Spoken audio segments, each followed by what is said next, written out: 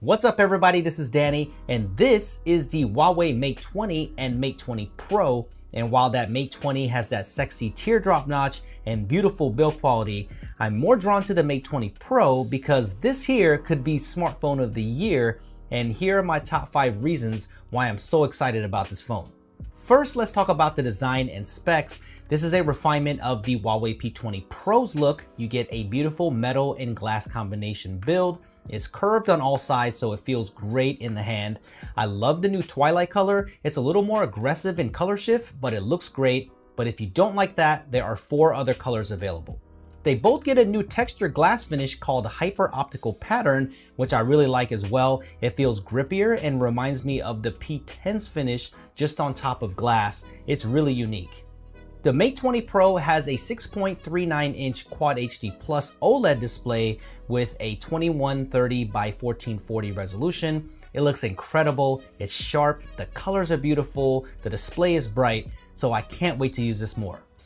If you're wondering, the Mate 20 has a 6.53-inch RGBW Full HD LCD display with a very small dewdrop notch at the top with a 2244 by 1080 resolution.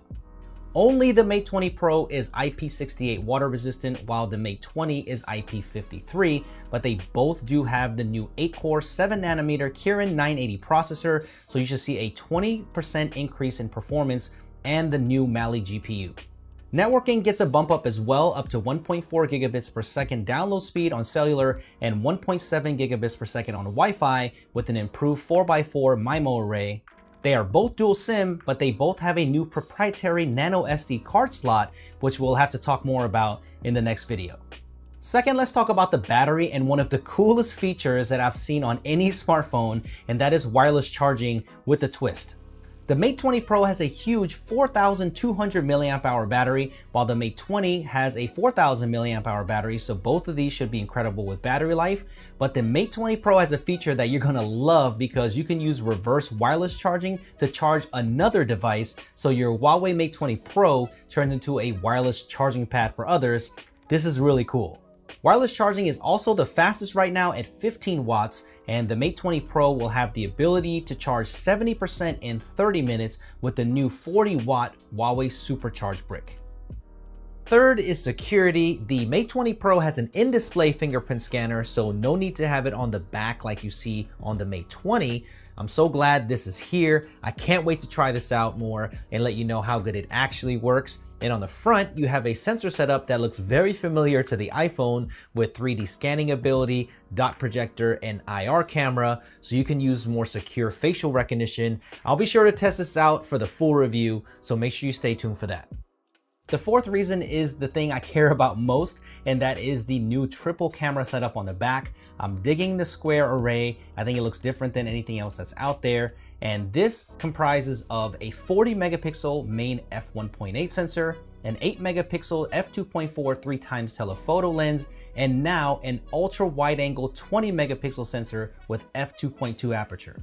This is the dream triple camera system for me. It has everything that I need. All of the great things like night mode are still here for incredible low light pictures, portrait mode, and open aperture for that nice background separation. I'm really excited to use this more because this new camera system looks like a beast.